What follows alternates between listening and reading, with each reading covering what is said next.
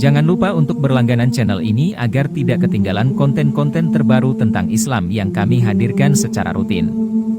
Kami berharap bahwa channel Pecinta Ilmu dapat menjadi sumber inspirasi dan pengetahuan yang bermanfaat bagi Anda semua dalam menemukan kedamaian, kebijaksanaan, dan kesuksesan spiritual. Terima kasih telah bergabung dengan kami di channel Pecinta Ilmu. Dan kita masih membahas pada minggu yang lalu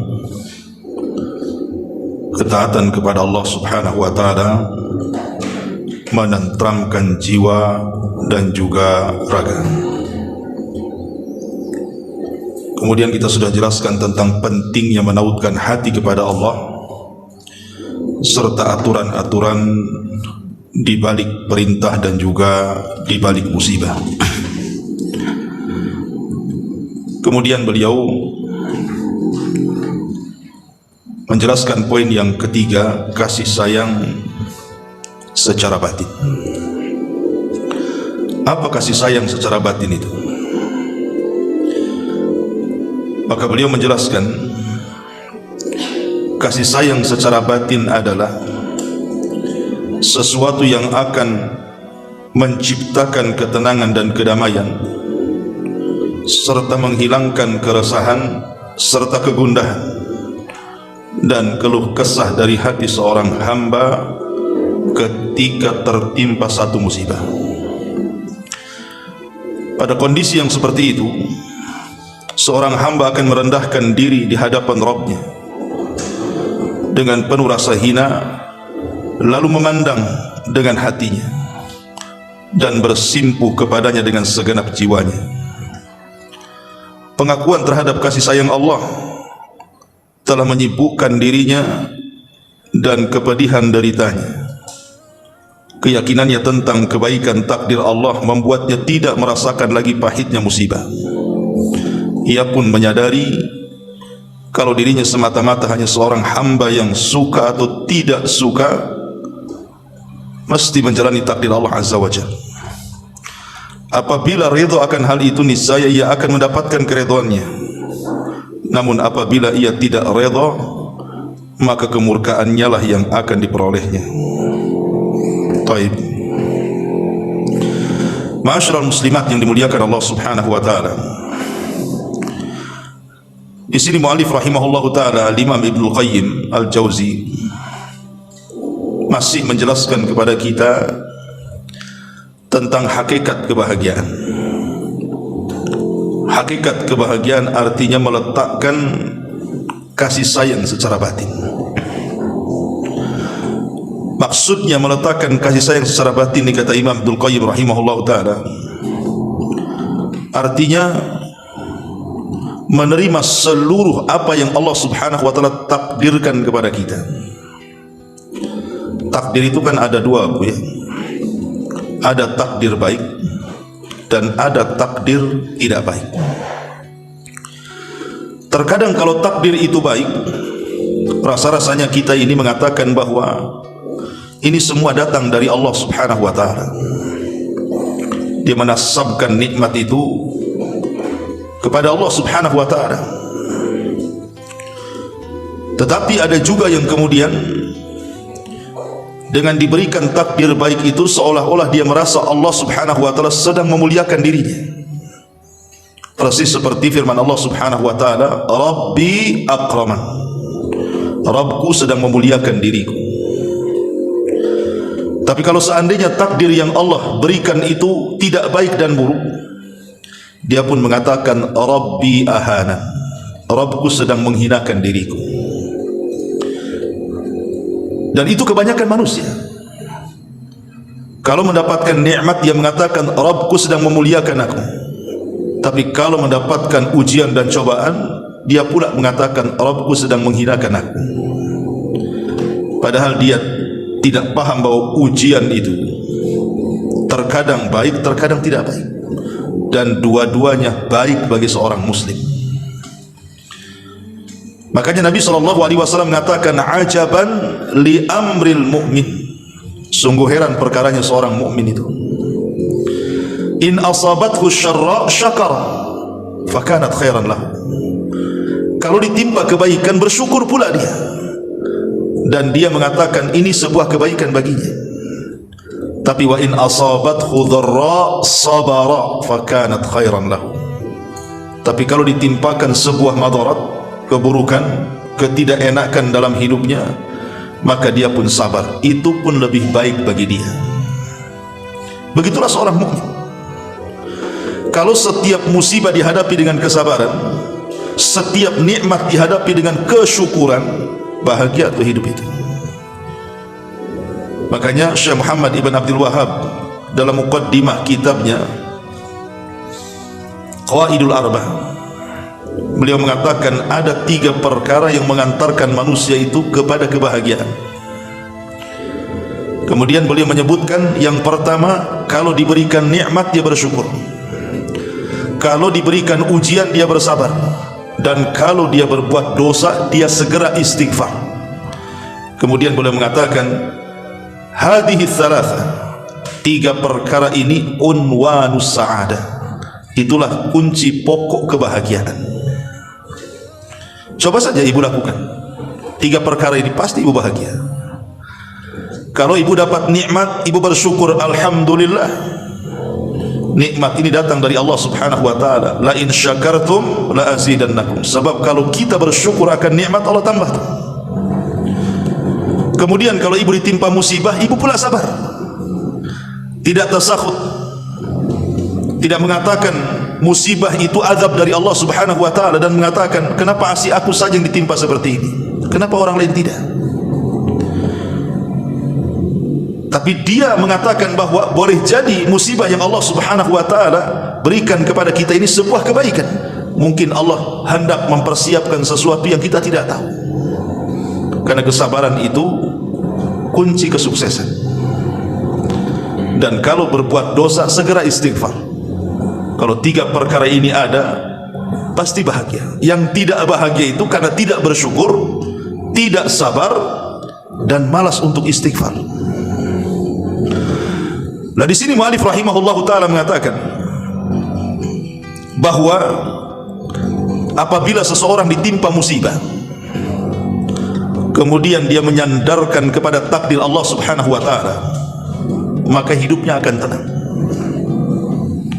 Karena musibah yang ibu dapatkan umpamanya itu sudah dicatat di Lauhil Mahfuz.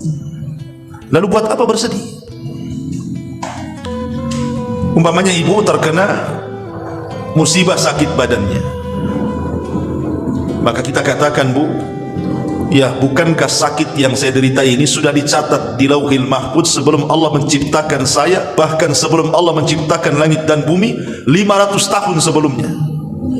Memang sudah dicatat harus sakit, dicatat ekonominya memang harus diuji, dicatat juga kesehatan anak-anaknya harus menguji orang tuanya, dan begitu seterusnya. Kalau orang berjalan dengan takdir itu tenang. Orang kalau berjalan dengan takdir itu tenang. Makanya sering saya katakan, dahulu ada seorang ulama salaf namanya Al-Asl. Dijelaskan bahwa beliau ini ulama yang paling tenang hidupnya. Jadi kalau dia dibicarakan keburukannya oleh manusia, selalu mendoakan kebaikan kepada orang yang mengucapkannya. Jadi kalau dikatakan si fulan menjelek-jelekan dirimu wahai syekh, maka dia mengatakan semoga Allah memaafkan dia. Si fulan menggibah anda, maka dia mengatakan semoga Allah memberikan hidayah kepadanya. Si fulan menghina anda loh, semoga Allah Subhanahu wa ta'ala memberikan petunjuk sama dia. Kan tenang, bu, kalau ibu diejek kemudian itu yang keluar, kan, bu. Pemain saya katakan, bu, saya tadi ketemu orang, dia ngata-ngatai ibu, dia ini, ibu ini begini. Kemudian ibu katakan semoga Allah memaafkan dia. Bisa nggak tuh ngomong gitu? Saya yakin nggak bisa. Paling ibu katakan, ngomong apa dia? Gitu ya. Apalagi yang diomongkan tuh, berapa poin tuh? Pasti ibu serang balik, kan, gitu ya.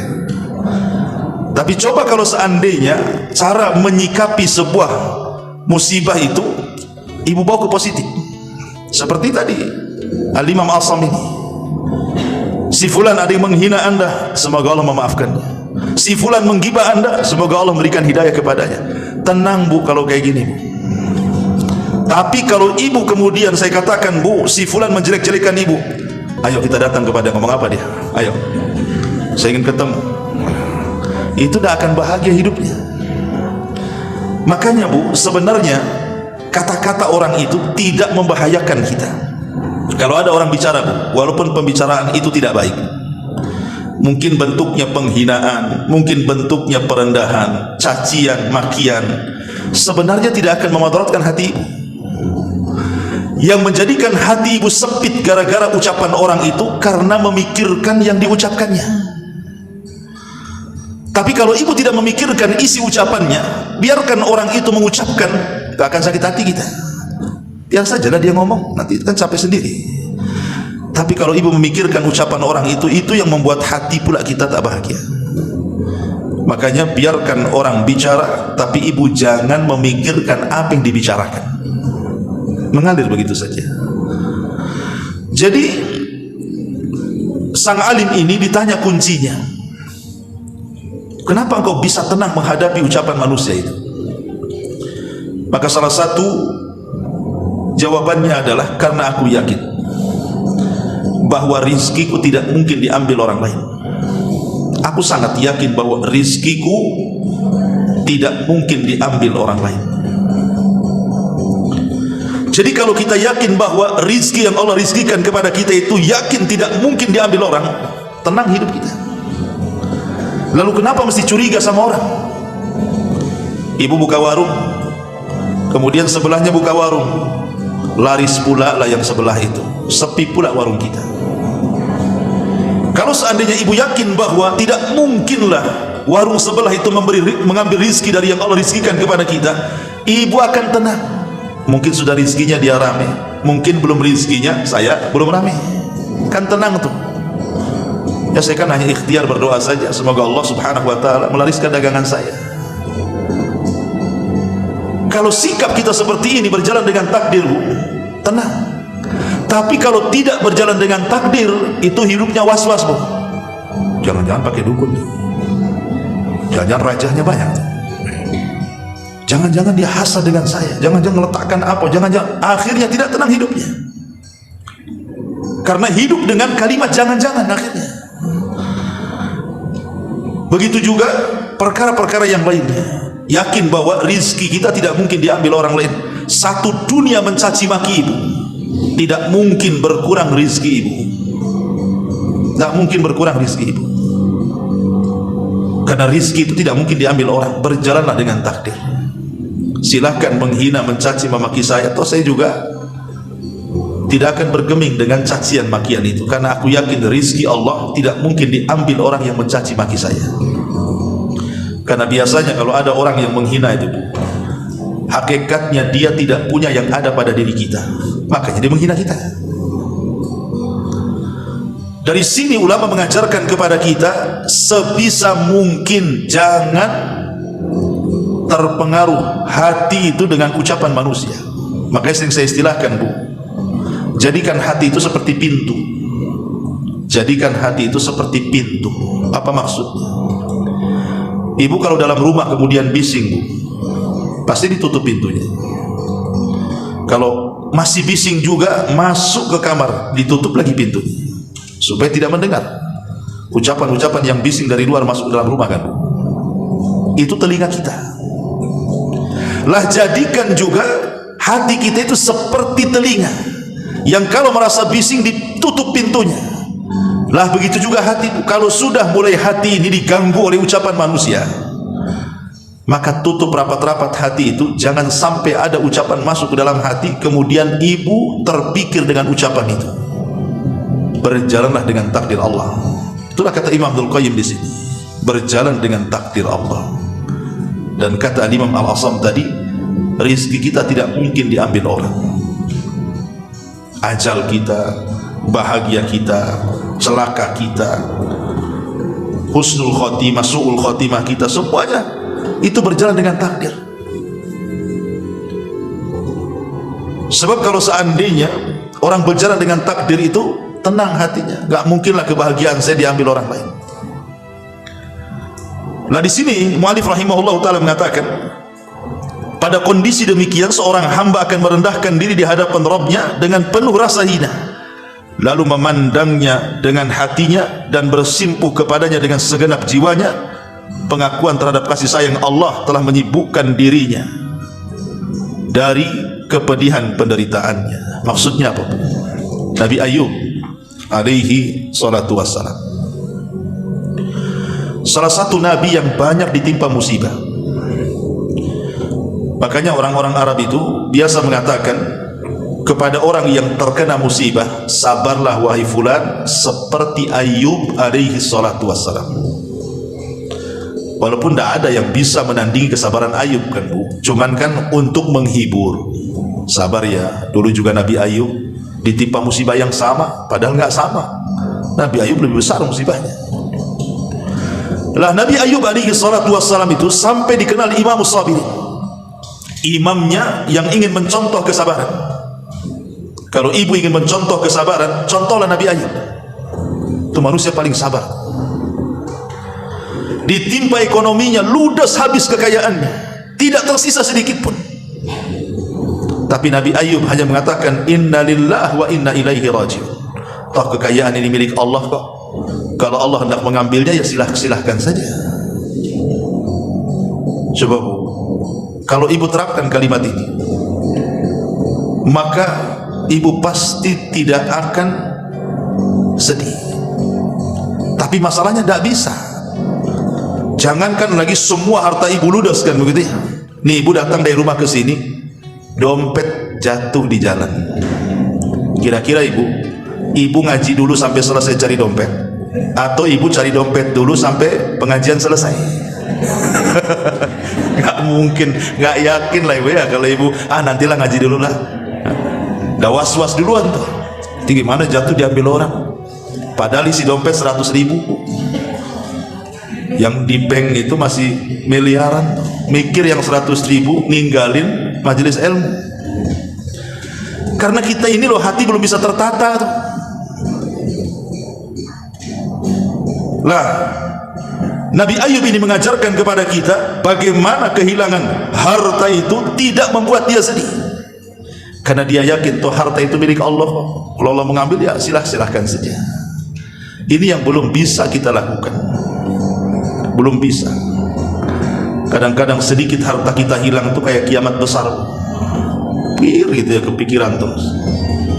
Kemudian apalagi, bukan hanya hartanya ludes Nabi Ayub ini, tetapi anak-anaknya juga diwafatkan semuanya. Nabi Ayub itu punya anak-anak banyak, dan anak-anaknya semua baik-baik. Tentu ibu kalau punya anak baik kan sayang. Kalau seandainya meninggal itu rasanya sedihnya luar biasa. Lah Nabi Ayub alaihi salatu wassalam ditimpa musibah dengan cara seluruh putra-putranya meninggal di hadapannya. Tidak ada yang tersisa satupun. Luar biasa. Saya itu pernah melihat ada salah seorang ikhwan kita ini, itu anaknya meninggal. Jadi punya anak meninggal, punya anak lagi meninggal lagi, sampai 3 kali. Itu kepikiran kayak orang mau stres, persis kayak mau stres, mau gila pokoknya, karena 3-tiganya meninggal. Jadi setiap melahirkan nanti besar sedikit meninggal, melahirkan besar sedikit meninggal, sampai kayaknya hidupnya putus asa. Ya, karena kehilangan anak itu kan beda dengan kehilangan pasangan kan. Kalau ibu kehilangan suami, kawin lagi Bu ya. Tapi kalau ibu kehilangan anak itu tak mungkin lah ambil anak orang. Beda cinta kepada anak kandung dengan anak orang kan beda Bu. Karena namanya anak itu kan si jantung hati bahasanya, memang itu darah daging kita. Kalau ditimpa meninggal, makanya jangankan kita ya, Nabi SAW saja ketika Ibrahim putranya meninggal, sedihnya luar biasa. Sampai-sampai mengatakan kepada Abdurrahman ibn Auf itu, wa inna li firaqika ya Ibrahim lamahzunun. Perpisahan diriku dan dirimu wahai Ibrahim sungguh menyayat hati. Sampai Rasul menangis dan mengatakan kepada Abdurrahman ibn Auf, ini adalah tangisan rahmat. tangisan kasih sayang seorang bapak kepada anaknya. Tapi Nabi Ayub mencontohkan menghadapi kematian putra-putranya berjalan dengan kesabaran, sabar. Inna lillahi wa inna ilaihi rajiun. Apalagi ujian Nabi Ayub ditimpa penyakit. Penyakit ini aneh karena tidak ada penyakit yang seperti itu pada kaumnya. Sampai-sampai dijelaskan oleh para ulama sejarah itu. Jadi Nabi Ayub itu diberikan penyakit dari atas kepala sampai kaki itu penuh dengan benjolan. Benjolan ini isinya nanah dan darah serta cairan yang sangat bau, sehingga manusia takut mendekati dirinya, disangka penyakit menular. Satu persatu manusia tidak mau berani mendekatnya. Sampai akhirnya Nabi Ayub hanya tinggal berdua dengan istri tercintanya. Itu pun harus mengungsi menjauh dari orang desanya. Akhirnya hidup berdua saja sama istrinya, terisolasi dari masyarakat. Tapi Nabi Ayub alaihi salatu wassalam dengan kesabarannya, dia menasabkan seluruh musibah yang menimpanya itu bagian daripada kasih sayang Allah. Itu yang disebut kasih sayang secara batin itu. Menasabkan kasih sayang kepada Allah subhanahu wa ta'ala tatkala Allah menimpakan musibah kepada kita. Kita katakan bahwa tidaklah Allah memberikan musibah kepada kita kecuali karena Allah sayang dengan kita.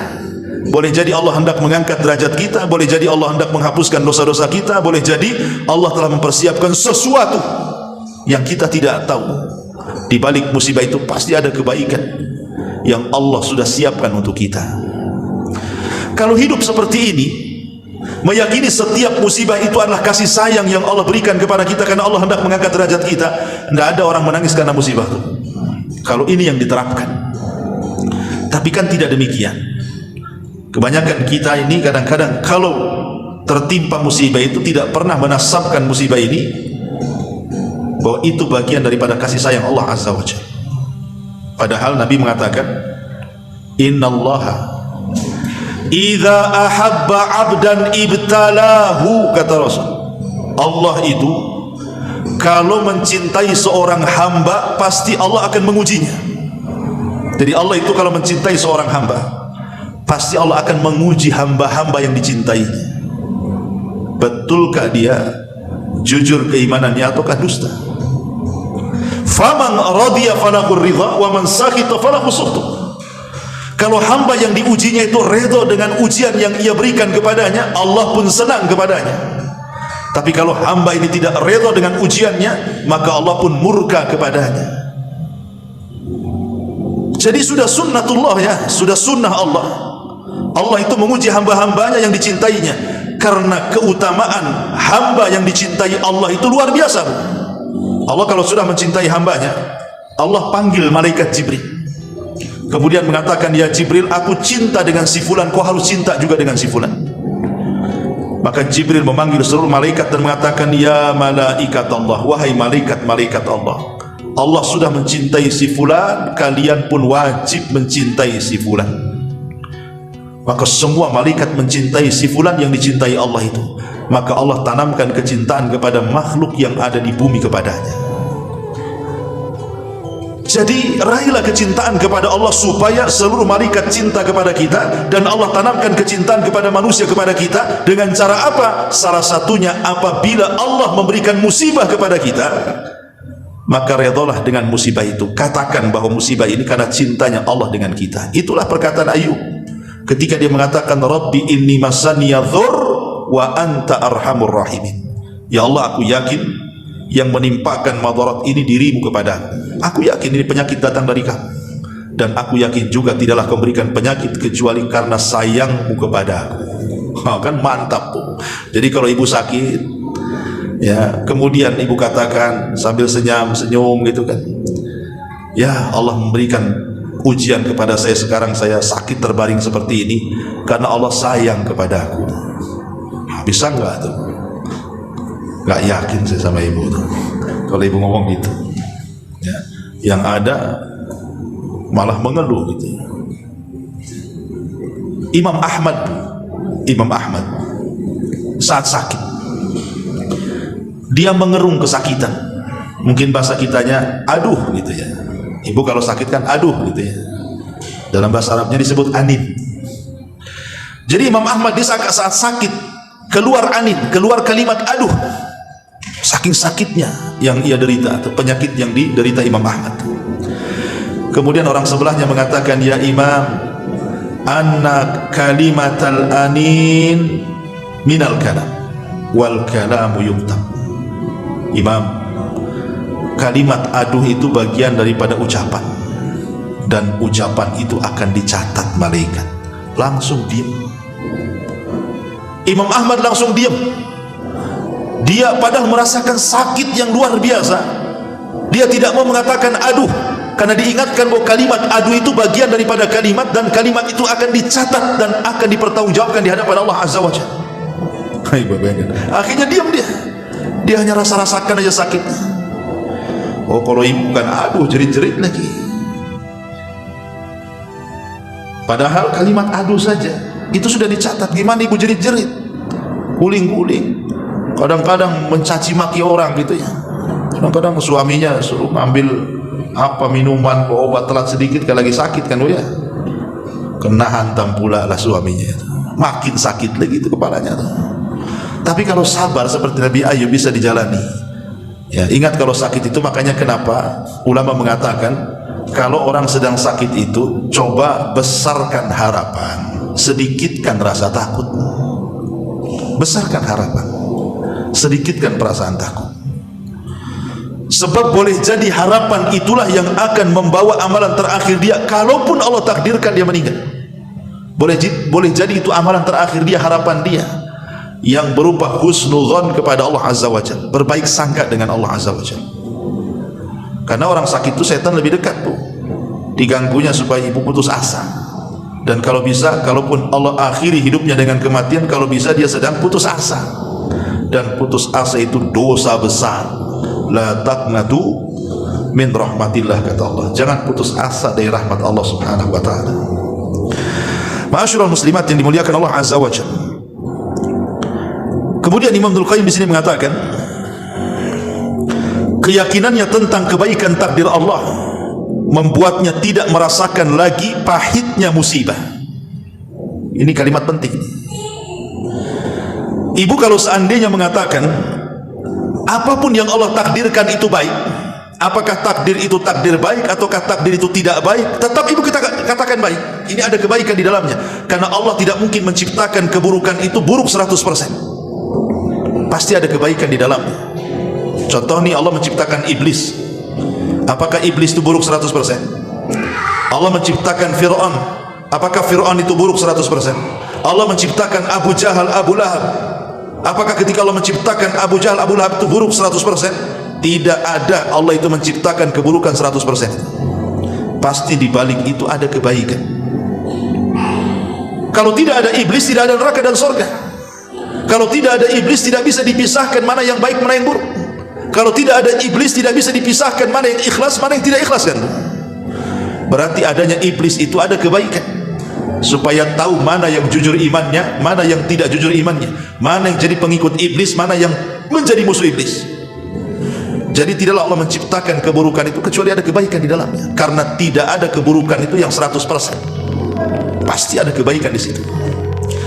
Artinya kalau seandainya kita mengikuti perkataan Imam Ibnu Qayyim itu, setiap takdir itu dianggap baik, kata beliau, tenang hati kita ini, tenang hati kita ini.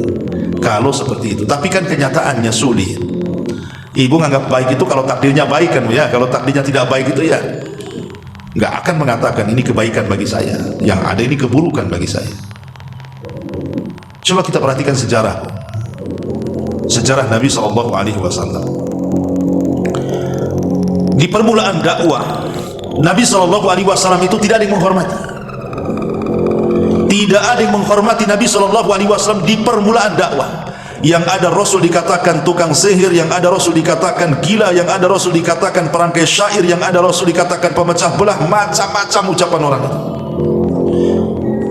Nabi tidak selamat dari ucapan orang. Semua mencaci maki dia.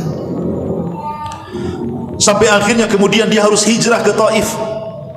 Kemudian penduduk Taif bukan hanya menerima dakwah Rasul yang ada lebih keras keras dibandingkan permusuhnya orang-orang Quraisy. Bahkan wanita-wanita ikut melempar dengan batu mencaci maki. Anak-anak kemudian meletakkan duri di jalan supaya Rasul tersakiti, dan laki-lakinya melempari Nabi SAW dan mengusirnya.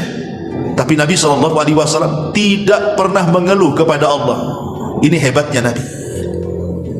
Kita ini punya Nabi super hebat. Nabi tidak mengeluh. Padahal Nabi SAW itu disakiti luar biasa, bukan hanya dari ucapan, dari perbuatan pula gitu. Tapi Nabi SAW mengeluh kepada Allah Subhanahu wa taala. Nabi mengembalikan urusannya kepada Allah Subhanahu wa taala dengan mengatakan apa? Innama ashku dha'fa quwwati wa qillati hilati 'alan nas. Ya Rabb, aku hanya mengadukan kelemahan diriku, tidak sanggup menghadapi mereka,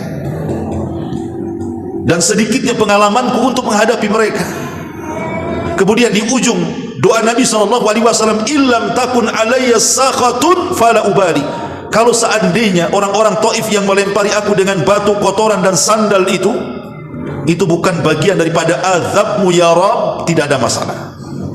Kalau itu bukan bagian dari azabmu kepadaku, tidak ada masalah bagiku. Silahkan mereka mencaci, memaki, menghina aku, silahkan. Tapi itu bukan bagian azabmu kepadaku. Coba Bu, kalau ibu dapat musibah, ibu ngomong gitu kan enak ya. Si fulan menyakiti ibu, nggak apa-apa. Kalau itu bukan azab Allah, nggak masalah. Rumah ibu kebakar, ya nggak apa-apa. Selama ini bukan azab bagiku, nggak apa-apa. Suaminya meninggal, nggak apa-apa. Selama ini bukan azab Allah. Kan kalau kayak gitu kan enak Bu. Ya, ini enggak, terbakar loh itu rumahmu. Itu rumah tetangga tuh. Gitu ya. Suaminya jatuh, itu tuh suami tetangga tuh. Suami saya ada, di selamat, alhamdulillah. Jadi Nabi SAW memberikan konsep kepada kita dalam menghadapi situasi sulit, situasi musibah, dengan mengatakan, selama musibah yang menimpa diriku bukan azab dari Allah, tapi itu bentuk kasih sayang Allah, nggak apa-apa, nggak masalah musibah-musibah itu, silahkan timpakan musibah itu kepada, selama itu bukan azab, itu bentuk musibah, itu rahmat Allah kepada kita. Itulah konsep Nabi SAW, mengadukan setiap permasalahan kepada Allah. Makanya para ulama mengatakan, siapa yang punya masalah, kemudian ibu angkat kedua tangan, kemudian ibu panggil Allah dengan mengatakan ya Rabb, maka ucapan ya Rabb itu tidak akan mengecewakan ibu.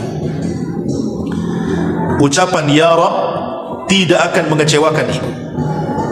Ibu kalau ada masalah, adukan segera kepada Allah Azza wa Jalla, agar Allah Rabb kita itu menyelesaikannya. Maka siapapun yang mengangkat kedua tangannya dan mengatakan ya Rabb, pasti masalahnya akan diuraikan. Karena masalah itu kalau diberikan kepada zat yang bisa menyelesaikannya, maka akan mudah diselesaikan. Maksudnya saya katakan, kalau ada masalah, yang pertama diadukan itu kepada Allah, jangan kepada yang lain dulu. Begitu dalamnya perkataan Imam Ibnul Qayyim di sini, bahwa keyakinan tentang kebaikan takdir Allah membuatnya tidak merasakan lagi pahitnya musibah tersebut. Lihat Bilal ibnu Rabah saat disiksa, semua budak yang masuk Islam yang sama dengan Bilal tidak sanggup untuk mendapatkan siksaan seberat Bilal. Tapi Bilal dengan entengnya, ketika dicambuk oleh Umayyah bin Khalaf majikannya, dan tidak berhenti kecuali kelelahan, kemudian diikat di batu, kemudian diterikan di tengah matahari, di tengah matahari di atas kepala. Tapi Bilal yang mengatakan ahadul ahad. Kenapa Bilal merasakan nikmat siksaan itu? Kenapa? Ketika Bilal ditanya, kenapa, apa rahasiamu, kok sanggup kamu untuk bertahan dari siksaan orang-orang Quraisy kepadamu ya Bilal? Apa jawaban Bilal? Ini bagus jawaban Bilal. Kata Bilal, karena aku campurkan halawatul iman bimararatil adha. Karena indahnya, manisnya, lezatnya keimanan lebih mengungguli daripada keperitan azab yang aku rasakan. Lihat bagaimana Bilal memberikan konsep hidup bahagia kepada kita ini. Apa kata Bilal? Karena lezatnya iman itu mengalahkan keperitan penderitaan. Itu yang menjadikan aku tidak merasakan cambukan-cambukan itu. Kenapa? Karena iman itulah yang mendominasi dalam hatiku. Kelezatan iman itu yang melupakan segalanya. Harusnya kita seperti itu. Ambil konsep Bilal bin Rabah radhiyallahu anhu. Jadi kalau seandainya kita ditimpa musibah nih, maka segera ibu melakukan ibadah, ketaatan kepada Allah Subhanahu wa taala, karena ketaatan kepada Allah itulah penentram jiwa dan raga dalam bab ini. Supaya ketika ibu taat, mulai ketika musibah itu makin ditingkatkan ibadahnya, nanti kelezatan ibadah yang ibu lakukan itu akan mengurangi memikirkan musibah yang sedang menimpa ibu. Itu maksudnya. Ya memang berat, tapi kan harus dilatih, ya. Kemudian mu'alif rahimahullahu ta'ala mengatakan, ia pun menyadari kalau dirinya semata-mata seorang hamba yang suka ataupun tidak suka mesti menjalani takdir Rabbnya. Manusia tidak mungkin lepas dari takdir, siapapun dia. Maka apabila redha akan hal itu, niscaya ia akan mendapatkan keredhaannya. Namun apabila dia tidak redha, maka kemurkaannya lah yang akan diperolehnya. Kemarin sudah saya singgung macam-macam orang dengan musibah itu kan. Maka yang terburuk dari orang yang mendapatkan musibah itu, apabila satu hatinya tidak ikhlas, lisannya tidak redha karena mencela Allah, dan juga dia marah seolah-olah musibah itu azab yang sedang ditimpakan kepadanya. Ini seburuk-buruk orang yang mendapatkan musibah kemudian dia melakukan hal yang seperti itu. Ma'asyiral muslimat yang dimuliakan Allah Azza wa Jalla, inilah perkataan mu'alif. Kemudian yang terakhir beliau tutup, kasih sayang secara batin ini merupakan buah dari muamalah batiniyah, kesalehan batin yang disebut sebelumnya. Semakin soleh batinnya, semakin bertambah kasih sayang secara batin yang diperolehnya. Sebaliknya, semakin berkurang kesolehan batinnya, maka semakin berkurang kasih sayang secara batin yang diraihnya. Maksudnya tetap kembali kepada kesolehan hati. Kalau hati ini baik, maka badan juga akan tergerak untuk melakukan kebaikan. Tapi kalau hati ini jahat, maka badan pun akan tergerak untuk melakukan kejahatan. Makanya di tempat lain saya jelaskan pembahasan tentang rahatul bal. Di antara satu sifat penduduk sorga itu adalah Allah anugerahkan kepada penduduk sorga itu rahatul bal, kebahagiaan mutlak pada hatinya.